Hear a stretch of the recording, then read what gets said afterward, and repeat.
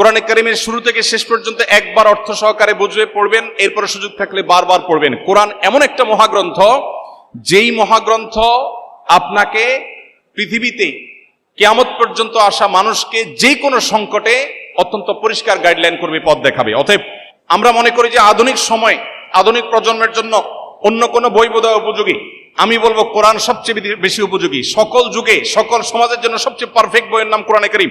অতএব কোরআন আমাদেরকে পড়তে হবে। এরপরে প্রশ্ন হলো, পড়াশোনায় প্রোডাক্টিভিটি বাড়াতে কোন সুন্নাহ বিশেষভাবে পালনীয়? শুধু পড়াশোনা নয়, আমাদের পুরো জীবনে সামগ্রিকভাবে জীবনে যদি প্রোডাক্টিভিটি বাড়াতে চাই, জীবনে বরকত যদি আনতে চাই, দুটি সুন্নাহ আমল করতে হবে। কয়টি সুন্নাহ? দুটি। নাম্বার 1, আমাদের জীবনে রাতে তাড়াতাড়ি শোয়ার অভ্যাস করতে হবে। রাতে তাড়াতাড়ি শোয়া সুন্নাত, এটাকে আমরা জানি, অনেকে হয়তো জানি না। আম্মাজান আয়েশা বলেছেন, নবী করিম সাল্লাল্লাহু আলাইহি সাল্লাম এশার আগে কথা বলা, এশার আগে ঘুমানো এটা অপছন্দ করতেন, আর এশার পরে কথা বলা অপছন্দ করতেন।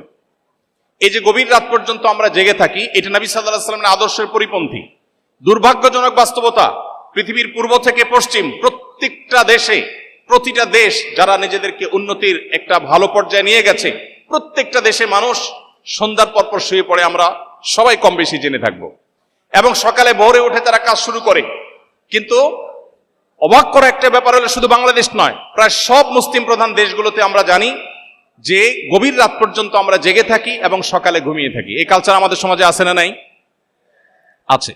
অথচ এটা হলো মানুষের জীবনে বরকত নষ্ট করার, প্রোডাক্টিভিটি নষ্ট করার সবচেয়ে বড় কারণগুলোর মধ্যে একটা। অতএব আমরা যদি রাতে তাড়াতাড়ি শোয়ার অভ্যাস করি এবং সকালে যদি ঘুমানোর অভ্যাস পরিত্যাগ করতে পারি, সকালে যদি কাজে যেতে পারি, ইনশাআল্লাহ জীবনে বরকত আসবে। নবীজি বলেছেন, আল্লাহুম্মা বারিক লি উম্মতি ফি বুকুরিহা, হে আল্লাহ আপনি আমার উম্মতের জন্য সকালের সময়টাতে বরকত দান করুন। এজন্য সকালের সময়টা ঘুমিয়ে থাকার সময় নয়। এরপরে প্রশ্ন হলো,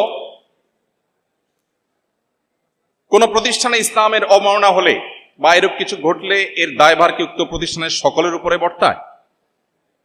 কোরআনে কারীমে আল্লাহ রাব্বুল আলামিন 5 জায়গায় বলেছেন একটা কথা, 5 বার রিপিট করেছেন, সেটা হলো লা তাজরু ওয়াজরাতুন বিজরা উখরা।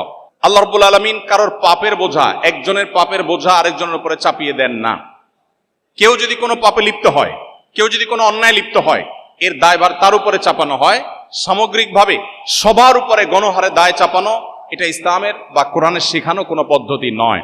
তবে কোনো অপরাধ যদি হয়, সে অপরাধের পেছনে যদি কারোর হাত থাকে, কেউ যদি সিস্টেমিক্যালি সে অপরাধটা তৈরি হতে সাহায্য করে, ভূমিকা রাখে, প্রশ্রয় দেয়, তাহলে যে যতটুকু দায়ী আল্লাহর কাছে তিনি ততটুকু জবাবদিহি করবেন এবং তাকে আল্লাহ তাআলা ততটুকু শাস্তির মুখোমুখি করবেন। কিন্তু কোনোভাবেই একটা অপরাধকে গণহারে সবার উপরে চাপিয়ে দেওয়ার এই কালচার ইসলাম বিশ্বাস করে না। এরপরে প্রশ্ন হলো, আপনাকে নর্থ সাউথ ইউনিভার্সিটিতে স্বাগতম। দয়া করে আমাদের বাবা মাদের উপদেশ দিন যেন আমাদের দ্রুত বিয়ে দিয়ে পবিত্র জীবন যাপনের সুযোগ করে দেয়। খুব কমন প্রশ্ন, এবং এটা অলমোস্ট সকল অনুষ্ঠানে, সকল প্রোগ্রামে আমাদের তরুণদের এই প্রশ্ন থাকে। এখানে অনেক বাবা মা আছেন, আমি জানি অভিভাবকরা আজকে আহত হয়েছেন এবং এই প্রোগ্রামে অংশগ্রহণ করেছেন। যারা বাবা মা আছেন, প্যারেন্টস আছেন, তারা তরুণদের এই আর্তনাদ কি শুনতে পাচ্ছেন?